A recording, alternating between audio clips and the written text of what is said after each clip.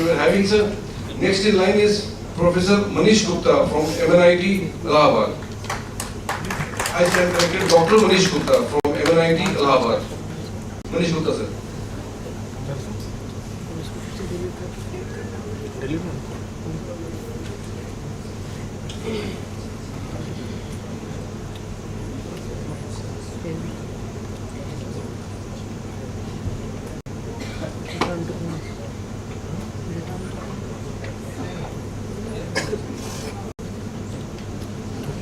He returned.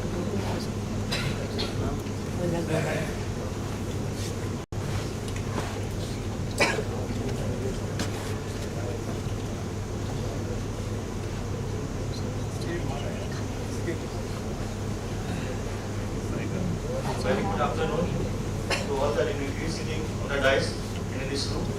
Myself, Dr. Manish Gupta, and I am working as Associate Professor in the Department of Mechanical Engineering. In the starting there was a confusion whether I am from the mathematics side or from the computer side, but I am a mechanical engineer and I am serving in MNIT Allahabad and having a total teaching experience of 22 years. The theme of this conference is Challenges and Opportunities for Innovation in India. So as I have been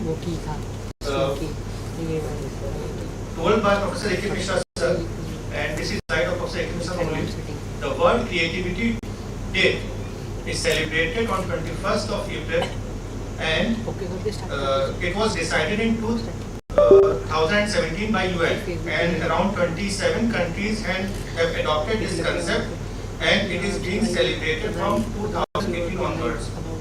And I was also informed that Ambalika Institute of Management is also celebrating the same Innovation Day on 21st of April, and the theme for 2023 is Step and Innovation. Now, coming back to my presentation,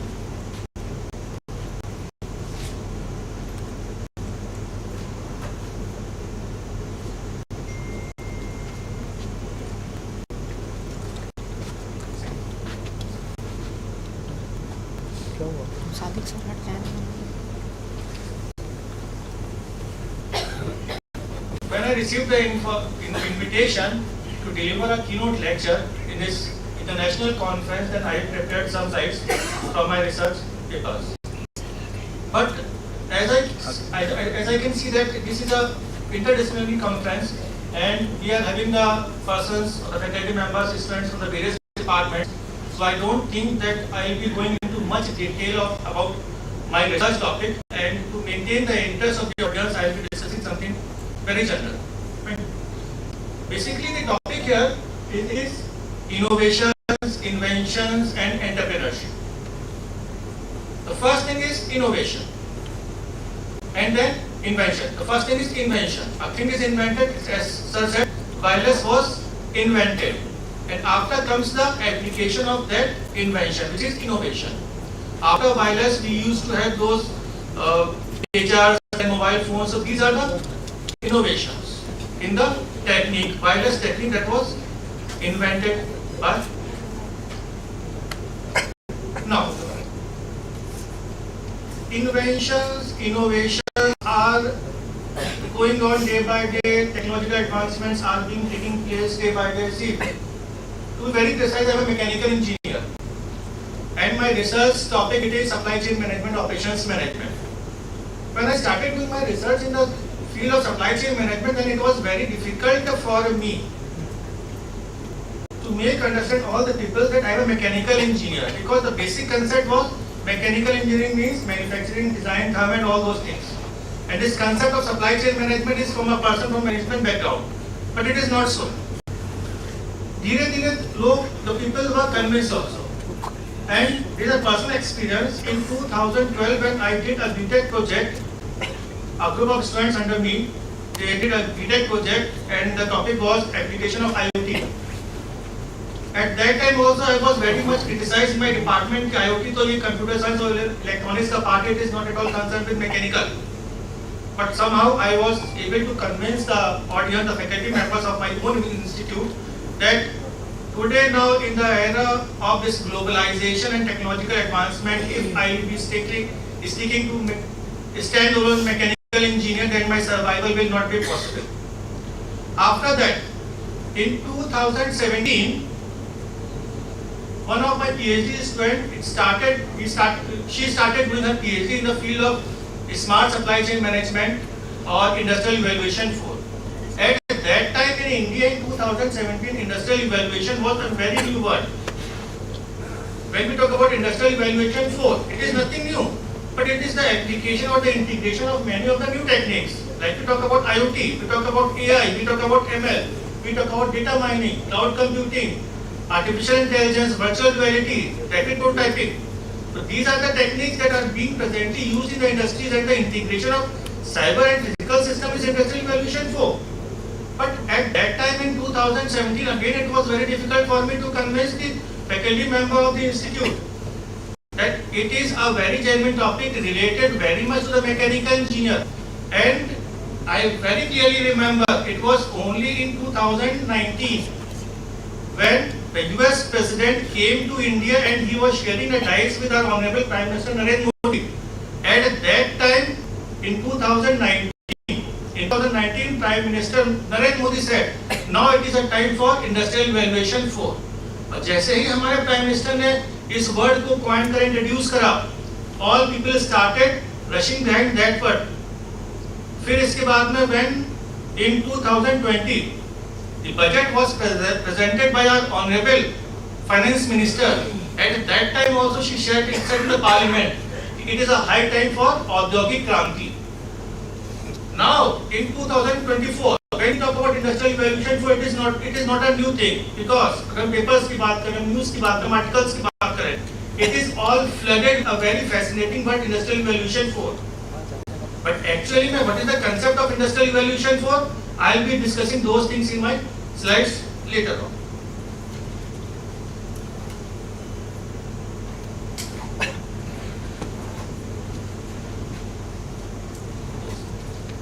So basically, this is the evaluation of mechanical engineering, because see, my presentation is not at all only limited for the mechanical students. It will provide some knowledge to the participants from all the streams. And I will not be discussing all the slides that I have mentioned in my research paper, in my research slides here. To maintain the flow of my presentation, to maintain the patience of the audience, I will be discussing very simple and general concepts only. Starting was the Stone Age. Stone Age means when we used to have the tools that were made of stone. Then came the concept of Bronze Age, when the tools were made of bronze. Then came the Iron Age, when the tools were made of iron age. So this was the primitive time. After primitive time came the machine age, when the manually powered machines were available, and those machines were either human operated or they were animal power operated machines. So this was the concept of machine age. And now presently in the era of modern age, means industrial evaluation stage, it started in year 1800 till now. We are in the era of industrial evaluation. So this industrial evaluation is basically divided into 4 terms, in 4 stages. The first stage is industrial and then 4. इसके बाद में then a more detail, this industrial evaluation was industrial evaluation 1. It came into practice when steam was invented by James Watt. At that time, previous to that, all the machines were either manual operated or they were animal power operated. After the invention of steam, what happens? The machines were operated with the help of steam. So this was the time for industrial evaluation 1. After that came the concept of industrial evaluation 2. Industrial evaluation 2 तब हुआ when electricity was generated. उसके बाद में क्या हुआ? During the era of industrial evaluation 2, electricity was used to operate the machines. पहले steams were used. अब steams को generate करने के लिए हमको बहुत बड़े-बड़े हमको high-end equipment चाहिए होते थे to generate power. But with the help of electricity, it was made feasible for us. We will be just having a electricity line, electricity supply, and then we can operate our machines with the help of those industries. So this industrial evaluation too, it was the era of mass production. Then came the era of industrial evaluation Then came the concept of industrial evaluation 3 when PLCs were invented, when the computers came into practice during 1969-1970s. And to some extent, the automation also came into practice. We were having electronic devices, we used to have new techniques, technologies, computers का ज़माना आ गया. PLCs were invented in 1969. So this was industrial evaluation 3. Next is industrial evaluation 4. Industrial evaluation 4 में हमने क्या करा? It was just the integration of cyber and physical system. Cyber means something sort of software. And when we talk about the physical system means the machines that we are having in our industry, in our organization. So when we are having the closed integration of the machines that we are having in our industry as well as the software, then it is known as the integration of cyber physical system, and it is the era of industrial evaluation 4. Unfortunately, this word of industrial evaluation 4, it was coined in Germany in 2013, लेकिन India तक आने में इसको time लगा 2019. हम अभी भी 6 साल लैग कर रहे हैं. And as we all know, India is still a developed country. India is still a developed country. It doesn't mean that India lacks talent. Talent बहुत है हमारे पास में. You all know, Silicon Valley में 70% of software engineers, NASA में 60%, more than 60% are now the Indians only. But then also, India is a developing country because of the reason कि हम आज की डेट में we are going for the wait and watch approach. जैसे ही कोई नई technique invent होती है, डेवलप होती है, हम उसको अपने यहाँ अप्लाई नहीं करते हैं. We wait for the other competitors and partners. First of all, they will be developing, they will be implementing that particular technique, and after seeing the results, if the results are significant, the profits are appreciating, then only we will be implementing that particular technique. हम risk लेना नहीं चाहते हैं. That's why we are still developing country, not a developed country. आज की date में तो हम डेवलप्ड कंट्रीज की बात कर रहे हैं, हम इनोवेशंस की बात कर रहे थे, इन्वेंशन की बात कर रहे थे, ठीक है ना. तो वहाँ पर जो US plays a very crucial number one position. Why so? Because continuously they are going for R&D, hit and trials हो रहे हैं वहाँ पर. अगर हम इन्वेंशन की बात करें तो पहले there will be a series of failure, और उस फेलियर के बाद में हमको सक्सेस मिलती है, लेकिन हम यहाँ पर आज डेट में फेलियर से डर रहे हैं. So this was about industrial evaluation 4, and to make it very sure, आज की डेट में we are not in the era of industrial evaluation 4, we are in the era of industrial evaluation 5. Industrial evaluation 5 बाकी countries में already in practice है, लेकिन in India we have not been able to apply the complete concept of industrial evaluation 4. अभी industrial evaluation 5 तो 5-10 साल के बाद में आएगा हमारे इंडिया. Industrial evaluation 5 में क्या हो रहा है? Now it is a human centric, it is a biological centric technology concept, जहाँ पे a human operator is working in an industry with AI assisted robot and the developed techniques. आज की date में in industry our objective is not only to increase the profit and efficiency of the organization, but we are going for sustainability also. So this is the concept of industrial evaluation 5. मैंने बताया था आप लोगों को. When we talk about industrial evaluation 4, industrial evaluation 4 means the integration of digital technologies, the emerging technology that we are having, along with the physical manufacturing system that we are having. Both these things are brought together and it is known as cyber physical system. When we talk about the digital technologies, I have named some of the digital technologies: AI, ML, data science, machine learning.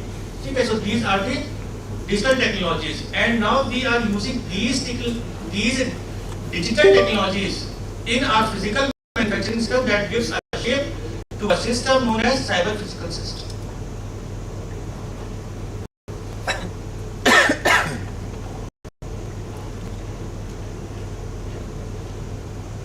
ये है research की चीजें, तो ये अब जाएंगे ऊपर से आप लोग हैं. मैं I will not be wasting my time in all these slides. Yes. This one now. When we talk about the industrial evaluation 4, the digital technologies that we are using in industrial evaluation 4 or for supply chain 4.0. So these are some of the techniques: IoT, Internet of Things, augmented reality, AR, virtual reality, VR, about the integration of system, about the big data, about the autonomous robots, cyber security, big data analytics, and rapid prototyping system. One by one, we will be discussing about all these techniques in detail. The first one is Internet of Things, IoT. IoT is nothing, but it refers to a network of physical devices that are connected together, and how these devices are connected together with the help of sensor. There will be a sensor in the room. Suppose this is a particular room and we are having number of electronic devices in this particular room. So each device will be having a sensor and we will be having a controller. The controller will sense the information that is being sent from the sensor that is attached with each device, and that controller will then in response generate control or the command signals that will be sent to these electronic devices.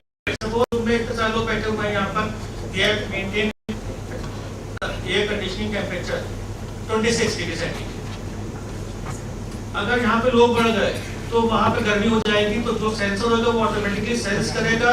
The message will be sent to the controller. Controller in return will instruct our air conditioning devices to lower down the temperature. So this is Internet of Things. Now this concept of Internet of Things is used in industries. We are not measuring each and every parameter is standing by the side of the machine. Now what we are doing, we are having number of them that are attached to each of the component and the machine. When we are using a particular machine, the machine is having certain parameters and certain output parameters also. So those output parameters are continuously measured with the help of those sensors. Those sensors will continuously receive the data and transfer it to the controller. Controller will act on that particular information, and when required, the control signals will be sent to the respective machine to maintain particular parameter.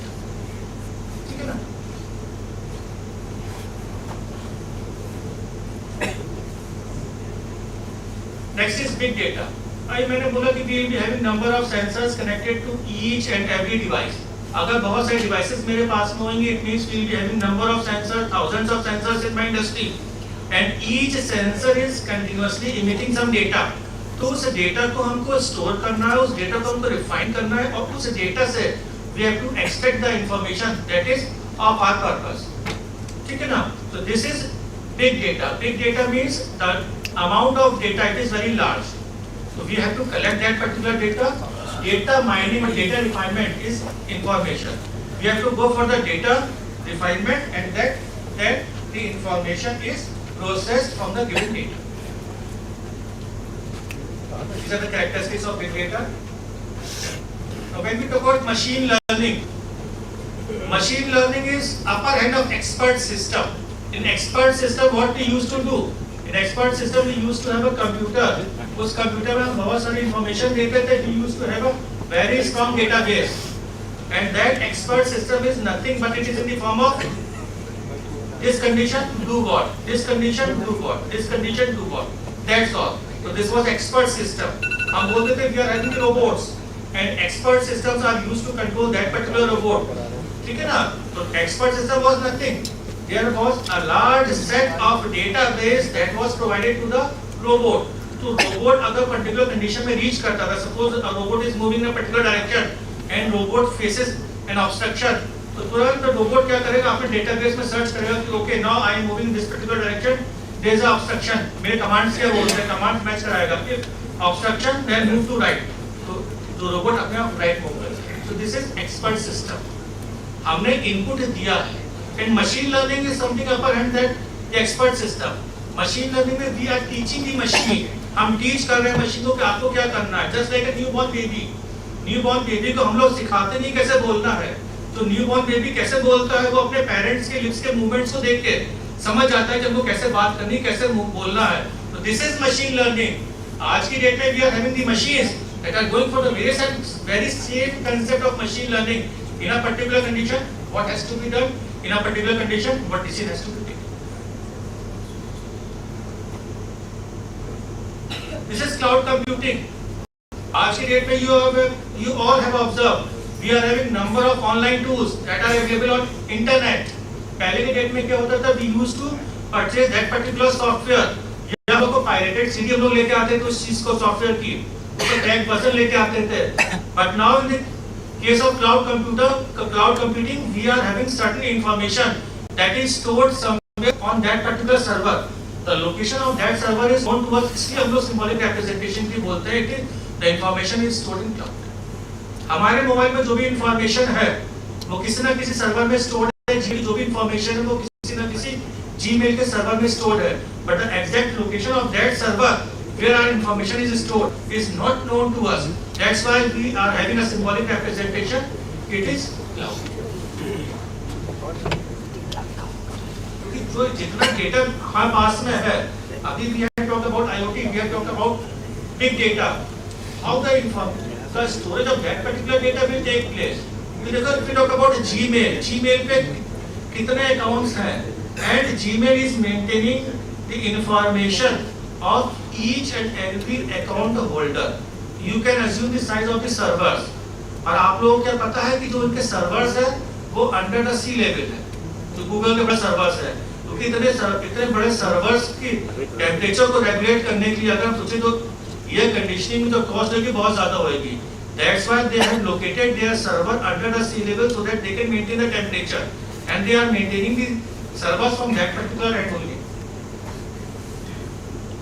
This is advanced robotics. Robots के बारे में सबने पढ़ा है, आपका robotic flag भी है. आज की डेट में we are not talking about robots, we are talking about cobots. So cobots are nothing but they are the collaborative robots. Collaborative robot means in a single shop. तो पहले की date में क्या होता था? Suppose this is a workstation. तो इस workstation में the robot will be performing some particular operation. No human entity was allowed in this particular group. But in the present scenario, we are talking about cobots, collaborative robots. Collaborative robot means in a single shop floor, we will be having the operator also, we will be having multiple robots also. Those multiple robots will be communicating among themselves as well as communicating with the human operator working on that particular shop floor. क्योंकि पहले होता था कि accident हो जाएगा shop floor में, the human operator will be traveling along that particular shop floor. लेकिन concept नहीं है, म्यूचुअल अंडरस्टैंडिंग है, मशीन लर्निंग है, AI trained robots, there will be no case of any accidents. There will be proper communication between a human operator and the robot also. So this is advanced robotics. Then comes the concept of additive manufacturing, 3D printing, not a new concept for all of you. आज की date में we know कि with the help of 3D printers we can have a product in minutes with us. पहले के date में there was series of steps that were required for the manufacturing of the particular product. But now it is net shape fabrication. In a single go, we can have the physical product in our hands. So this is rapid prototyping. Previously, we used to have the rapid prototyping products that were made of plastics, polycarbonates. But आज की date में we are having the metallic components also. Italy में जो हमारी pistol बनती है, it is completely from 3D printing only. Complete working pistol from 3D printing. If we talk about the other countries, अगर हम चाइना की बात करें, you can see ये बड़ी-बड़ी बिल्डिंग्स, कुछ एग्जांपल्स दिए गए हैं, पूरी बिल्डिंग्स वो बड़े-बड़े 3D प्रिंटर्स उनके पास में 3D प्रिंटर्स से पूरी बड़ी बिल्डिंग को कास्ट करते हैं, बना देते हैं within a 1 month. ऐसे लिखा है total area of the building it is 2600 square feet. Number of days for printing it was 17 days. The 17 days is 2600 building was printed, and then the time required for the assembly it was 2 days. In just 2 days. So 17 plus 2 is 19. In 19 days, this 2,600 square feet building, it was printed in Shanghai and it was shipped to Dubai and assembled in Dubai. ठीक है ना? This is 3D printing. The beauty of 3D printing.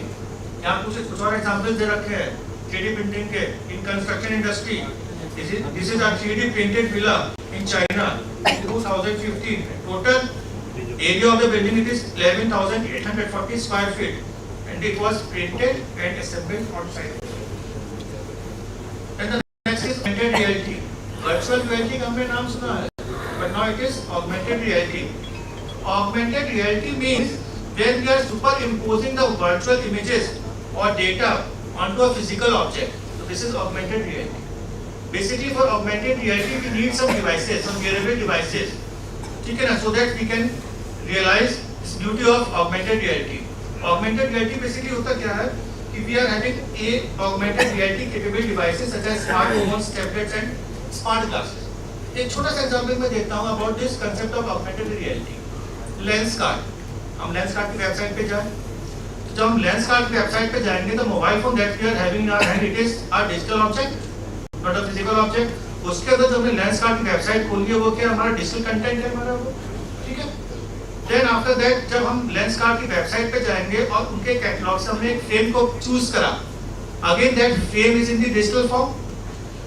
इसके बाद में उस frame को choose करने के बाद में हमको एक ऑप्शन दिया जाएगा कि how this frame will look on your face. उसके लिए हमको we have to swap our mobile camera on our face.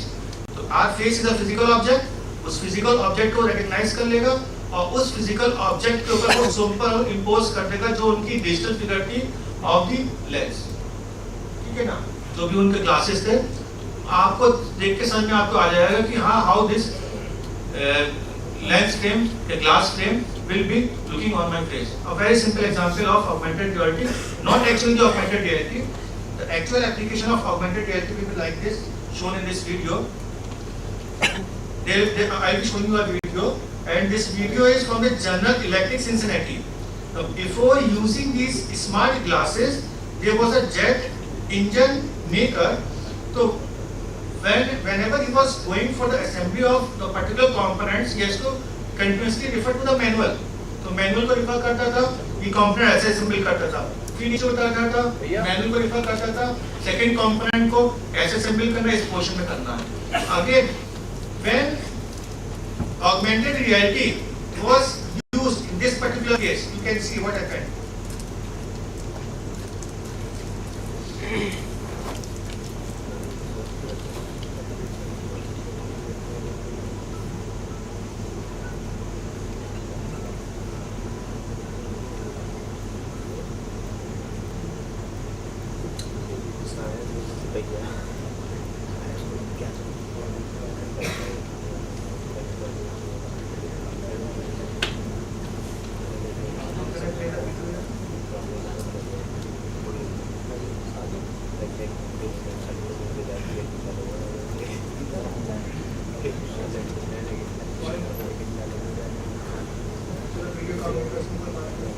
यहाँ पे क्या basically what we can see in this particular video, we are having a relative comparison. For example, दिया था about a jet engine manufacturer. If there is a mechanic doing some assembly operation on a jet engine, तो operator बार-बार जा रहा है नीचे instruction manual को पढ़ रहा है, performing assembly operation.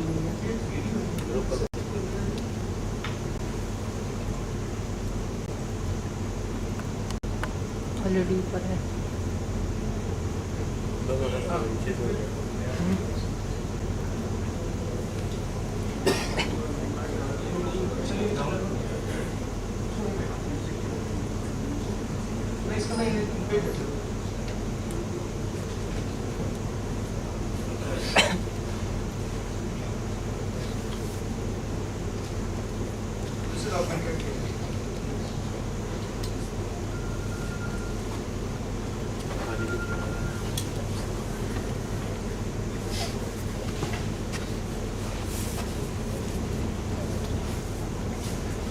Now, so certain techniques I have discussed with all of you. Now, the topic it is challenges and opportunities. So, in my institute, in the year 2020, I have conducted a workshop in the online mode, and the topic of that workshop it was emerging techniques for budding engineers and to make them industry ready. So, basically, what is happening? आज की date पे industries की जो भी requirement है, that was discussed in that online workshop for 5 days, and we were having the top management officials from most of the organizations. We were having the vice president from Mount India, Bajaj Auto, then GAIL, NTPC, many of the software companies also, and many of the civil industries, civil companies also. And I was really surprised that total around 12 executives from 12 industries were there to give their online presentation. And all those 12 experts mutually gave the same set of presentation. कि आज की date में be it a mechanical engineer or a chemical engineer or electronics or a computer science engineer, आज की date में time is interdisciplinary research का time है, और आज की डेट में being a mechanical engineer it is anticipated or expected from you that when you will be going to the market, तो आपको you are having the concepts of Python, you are having the concepts of AI, ML and all those things are known to you. ये सारी चीज जरूरी है. So basically these are the things, or you can say these are the challenges for an engineer, for a today engineer, because when we talk about the syllabus, जब हम syllabus की बात करें, then many of the things are not being taught in the class. आपको, but when we are moving from the industry, then the industry is expecting these things from us. तो आज date में इस challenge को meet out करने के लिए we have to go for self studies and we have to study these topics by own self so that when we go to the industry we can claim that we are industry ready. Okay. Then about Indian manufacturing, so these are some of the data related to the manufacturing sector in India. How ready is India in adopting supply chain 4.0 or industrial revolution 4.0? Again some data. And the bottlenecks in the adoption of industrial revolution 4.0, it is lack of skilled workers in India, capabilities and mindset and interaction among academia and industry. So मैं बात करता about the syllabus, what is expected in the industry is not being taught in the class. Capabilities and mindset.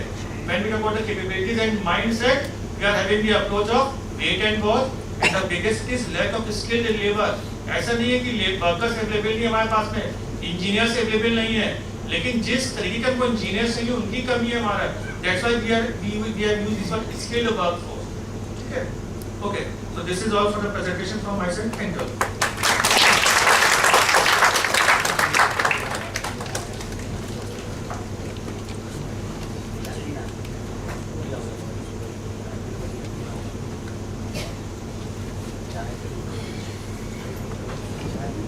Thank you, sir.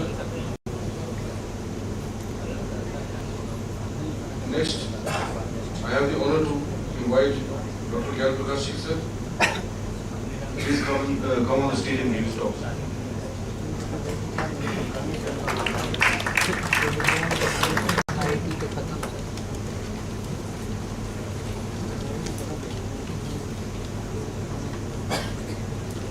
Thank you, sir.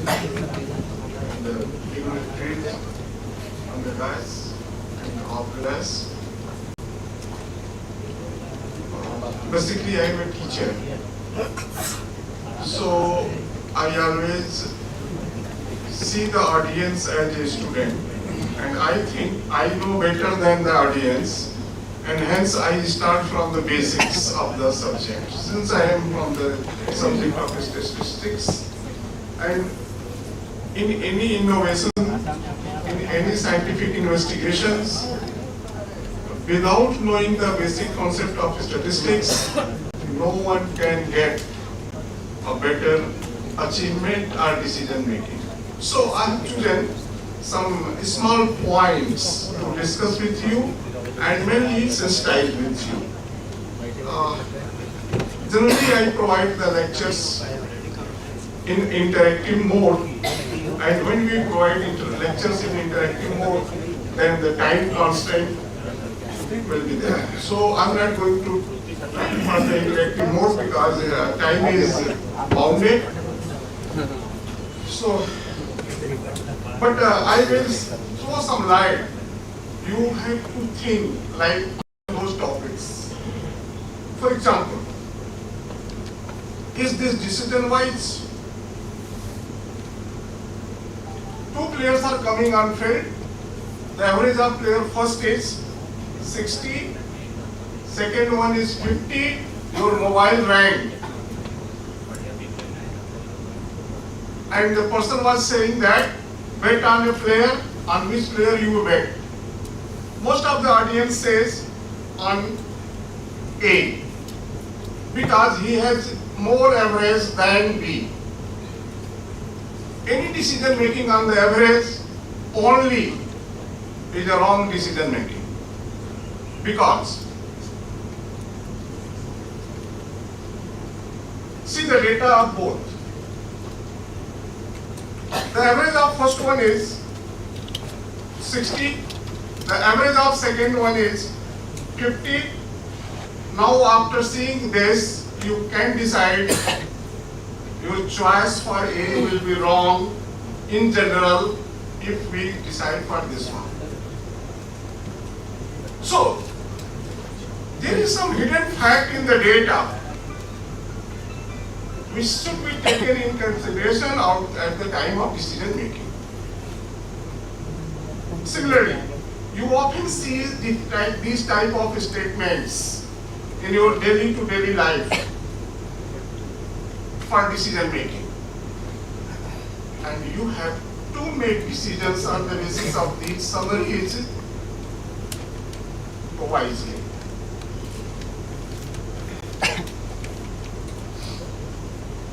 Similarly, when we do researches, we explain our findings. And how we explain our findings? Number one, we read newspapers, we read, watch media. But we ignore our sense when we think about that. For example, this is a snapshot of president election of US. This is the opinion poll survey. See the percentage. It is going to be more than 100% pie chart.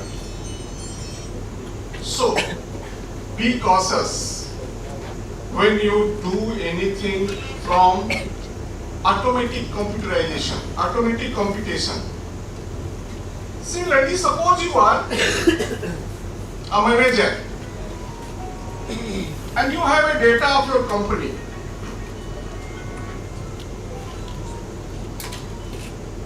The monthly profit, and you want to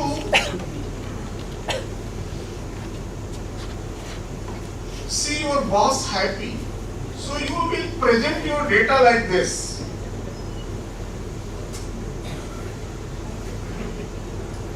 The months and profit. What is decision? Company is in fasted mood, growing fastly, geometrically, boss will be happy. I don't think whether you are getting that thing or not. Whether company is growing fastly or not from seeing this graph. At the same time, suppose the same data is not for profit, it is for expenditure, same value. Now the manager will show like this. Where is the fault? Fault in seeing the graph. In first one, he cleverly changed the height of the graph. And the second one, he cleverly started from the origin.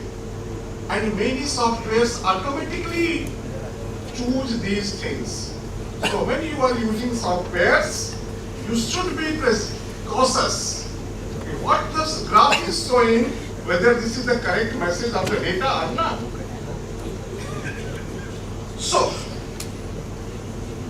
similarly, there was influenza in 1918 and so many deaths all over the world came.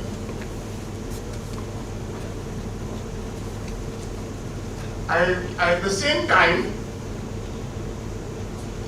a research came.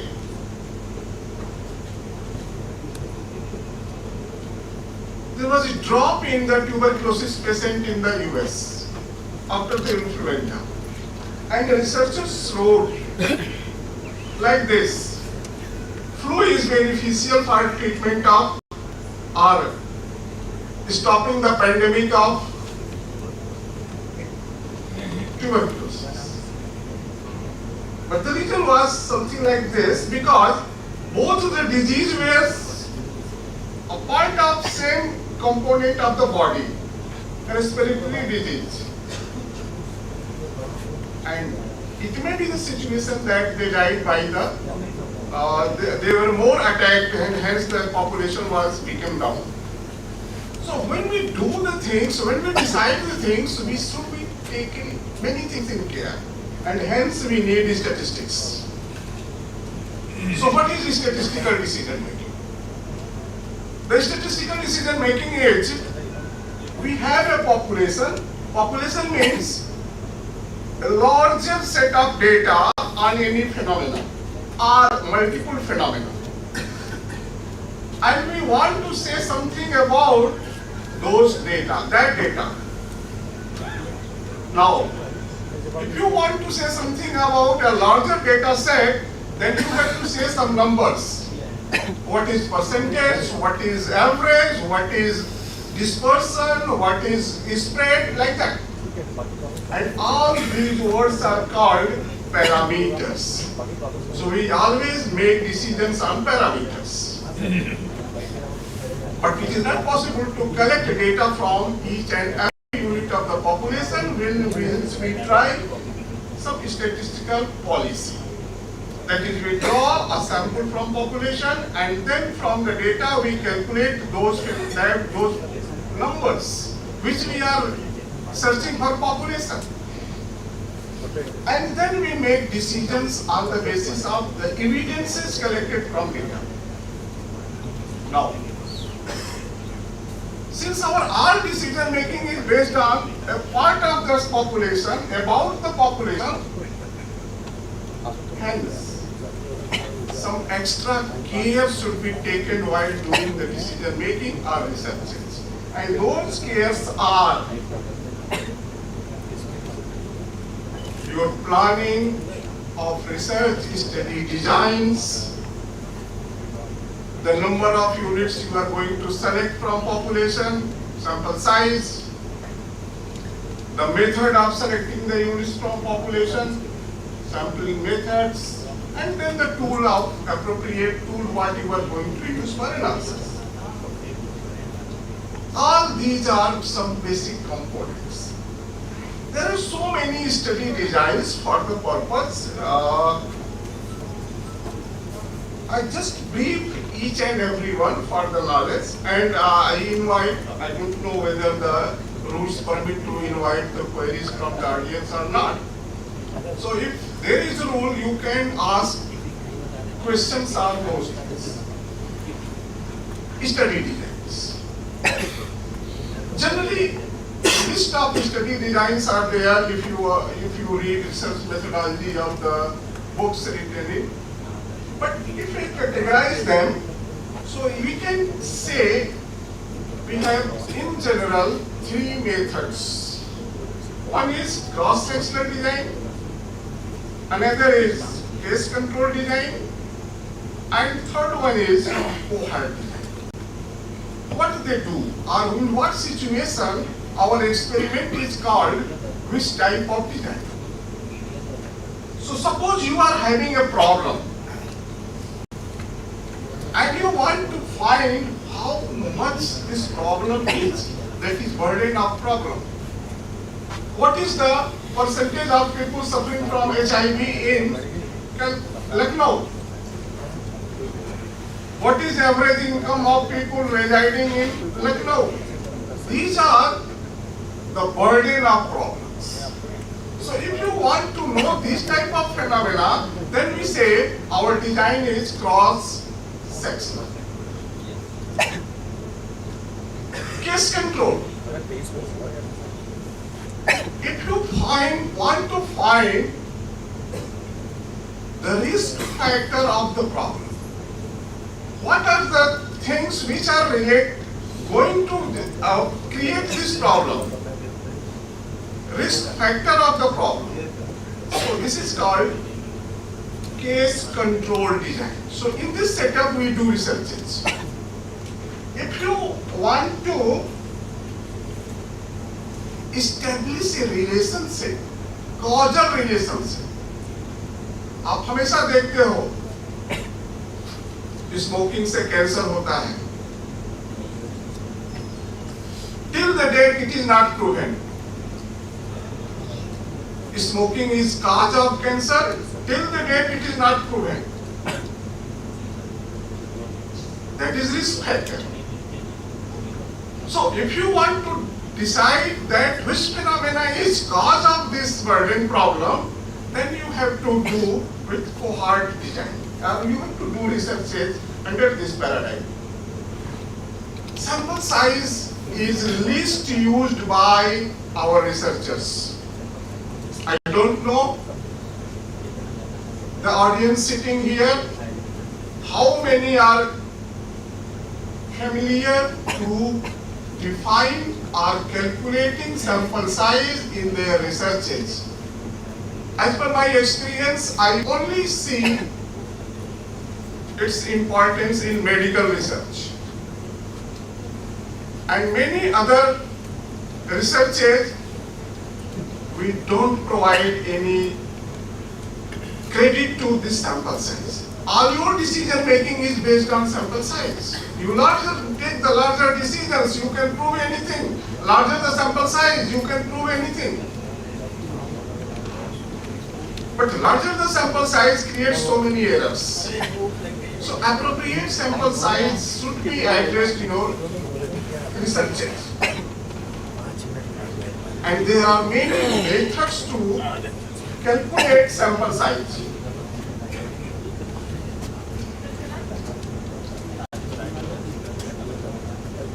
Then sampling method. It should be also taken in care, the sampling method. And there are so many techniques for different types of decision making.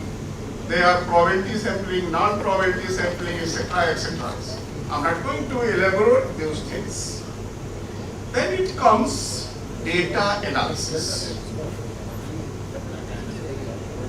And all decision makings are made on 2 or 3 numbers from your data.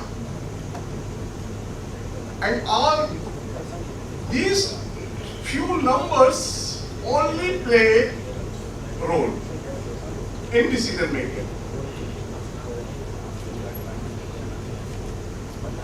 Now, what number we calculate from the data, it depends on what is your type of data.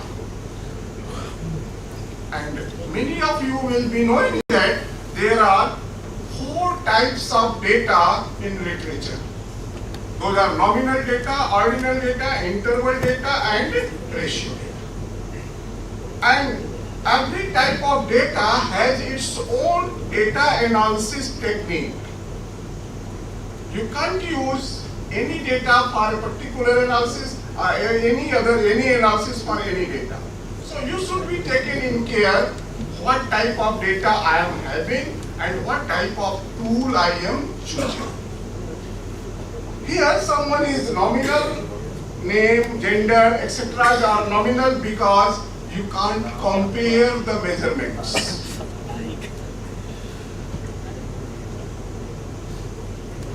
Mobile number is nominal data because you can't compare mobile number. Education is ordinal data because you can compare but not add the observations. And the remaining are interval and ratios, and they are called quantitative. So these 4 types of data types are further divided into quality and quantity, discrete and continuous, and this is the concept of recognizing whether my data is discrete or continuous. The question is, when we get the data, how do we move? How do we move for data analysis? So there are 2 methods, descriptive and inferential. And that both use graphical and numerical methods. For example, for a few seconds, if I show this slide to you, 3 students were assigned same job to collect income data from Varanasi district's family. There were 5,60,000 family in Varanasi, and each researcher was having a set of observations of 5,60,120. When they brought to their supervisor, as per the instruction written in the PPT, the supervisor suggested them, you don't show this rough data, raw data, because it is used in number. And he suggested to convert this data like this and then like this. After his suggestion, all three showed their data. All three were having same data. But when they presented their data, they showed different distribution. The supervisor was little bit worried. And he told, since you are all having same data, then why the distribution is different? And he told, only one is correct out of you. Generally, when I ask from the audience, people say, out of you people, many may be thinking that the first one is true. Because the data size was 5,60,000. And many people say that it is written in books that if data is large, data behaves like normal. And hence they choose the first one for this one. It is nowhere written in statistical books that if size is large, data size is large, data will behave like normal. Everyone knows income is a positive skewed nature in the society. Many people reside on low income, a few people reside on higher income. Then how a normal behavior will come? So certainly the second one was the correct situation of Varanasi district, and it is situation of India also. So when we see these type of things, we have to analyze our brain, what I am writing, what I am seeing, whether it is true with the reality or not. If I selected a sample from population of Varanasi, from these 5 lakh families, I selected only 1,000 families, and then I collected same data. And the graph of my data is like third one. It means I am not doing the proper research. I have collected data from the posh area of the Varanasi. So this is the thinking of researchers. He should think like this. So many graphs we use, I don't know. Anyway, next is when we have data, then what we play with numbers apart from figure, and that is called numerical sum. So generally, we convert our whole data to a single number by these methods. That is called measure of central tendency, and we read it from very beginning of our study, class 6. And how much importance it plays in our life. Whether your data is of 50 billion thousand size or any size, you have to convert total data into a single number to show your research. And this is the measure of central tendency. Now the question arises, if I have a data, then which tool I should take? Which measure of central tendency should I use for data analysis purposes? There is no answer. No can tell you, choose which one. For example, see this data. This is the data of depth of a pond, and you are 6 friends, you want to cross the pond. And you analyze the data and found that the pond depth is about 4 feet from the data. And you all are of height 6 feet and more. If you decide to cross, your life may be unfair. So no one can say which one is average as if your data is well behavior, having free from outlier, etc. Then you can use mathematic mean. Otherwise, there are uncertainties if you are taking decision on this simple number. So, the reliability of this number is assessed by dispersion. If dispersion is small, you have more reliable central tendency, otherwise not. So, you have to see. So, these two things are crucial for data analysis, and when you analyze your data for decision making, you have to take care very carefully what you are getting, what you are thinking, what you are representing. Now, these are called descriptive statistics, but the inferential part is based on probability mechanism. So every inferences are based on the probability, and for probability decision making we use some technology called estimation, interval estimation, and hypothesis testing. So what these terms do? These terms do fulfill our aims about parameter value, finding the parameter value on the basis of sample value. So if you are having no idea of population parameter and you want to assess it from sample, then it is called interval point estimation.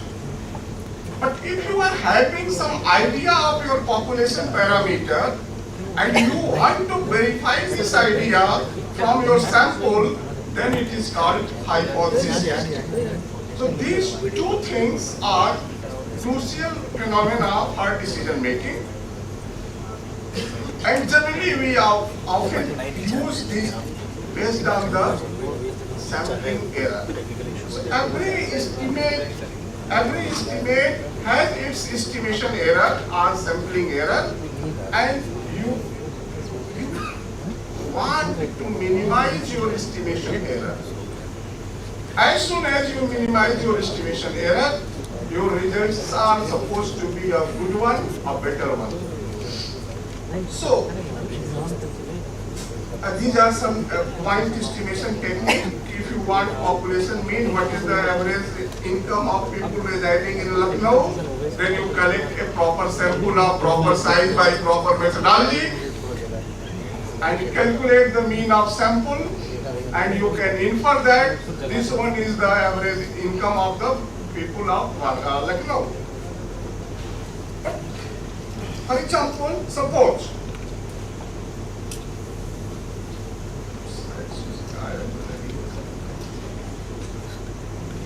जिस slide में animation है वो show नहीं कर रहा है। Anyway चलते हैं क्योंकि टाइम कांस्टेंट भी है।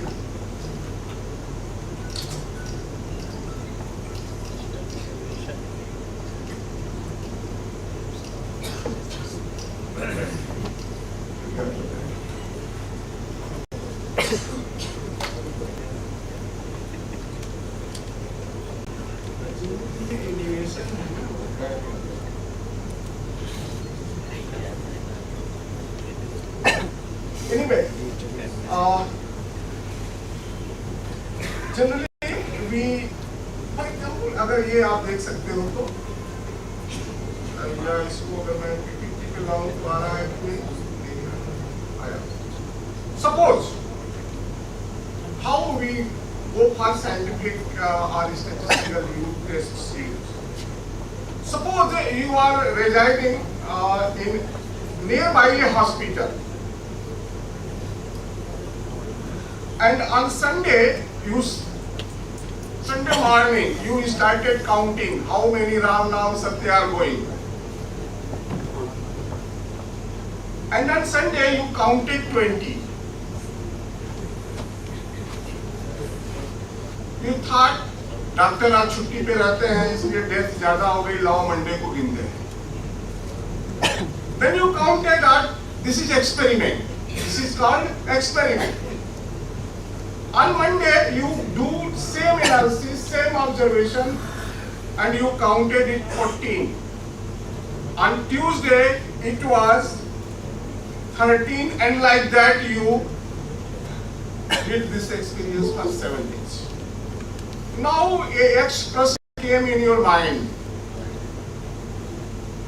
which is called research question. भगवान मौत दिन देख कर देता है. Why? Because Monday more people are dying on Sunday in comparison to other days. This is called research question. Now every research question has a theory.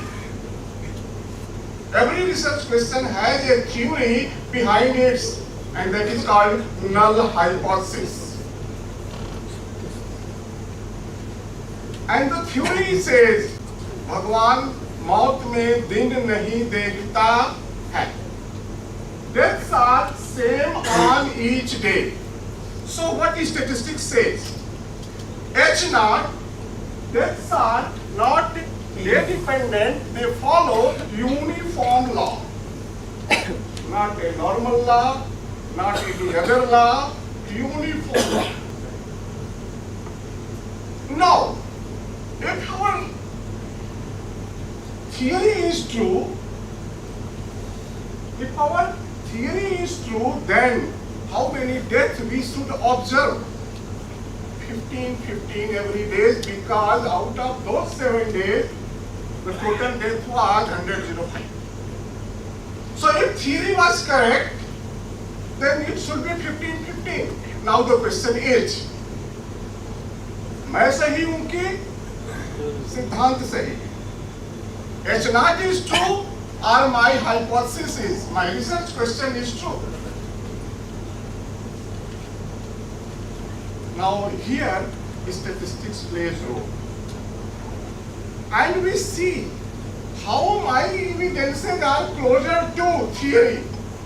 How my evidences are closer to theory. Theory is in third column.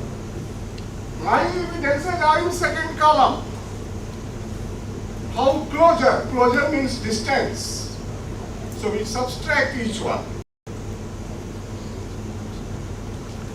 And for certain statistical purpose, we square them and divide by expected value, theory. And we sum it, it is called chi-square in some sense. So we calculate chi-square. And if our null hypothesis is rejected, then we say that theory गलत है, मेरा जो practical है वो सही है, या मेरा रिसर्च क्वेश्चन वैलिडेट हो रहा है, थियरी निगेट हो रही है. Now here we use some probability distribution जो कि हम नहीं छूना चाह रहे हैं, या हमारे पास हम लोग कर नहीं सकते हैं यहाँ पे. Now this is called chi-square test of goodness of fit.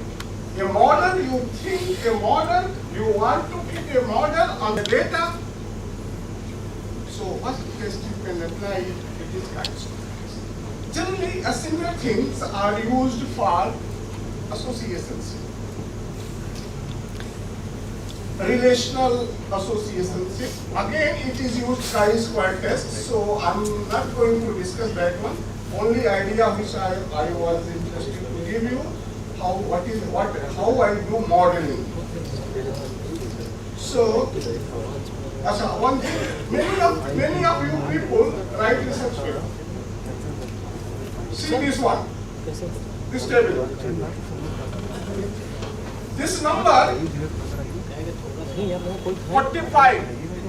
The percentage of this 45 can be obtained by 3 ways. Number 1, 45 divided by 70 is the 1%. Number 2, 45 divided by 120, it is another percent. 45 divided by 240, another percent. No one take care of this. what the percentage is written by software by default, they explain by its own. And every percentage has its special meaning, its special clarification and explanation. You can't interpret all three as a similar meaning. So you can think what percent I have to calculate, what I am calculating. So I think this is my last PPT. I'm not confirmed that what I conveyed you because generally these slides are covered by me into 6 hours. Okay, so I have converted into, I don't think how many minutes are there. Okay, so thank you.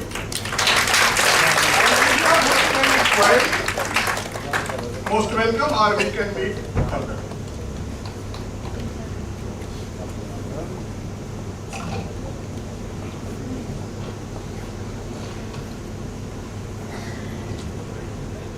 Thank you, Dr. GP sir. That was very enlightening. It is time for lunch break. I know it has been a very seriously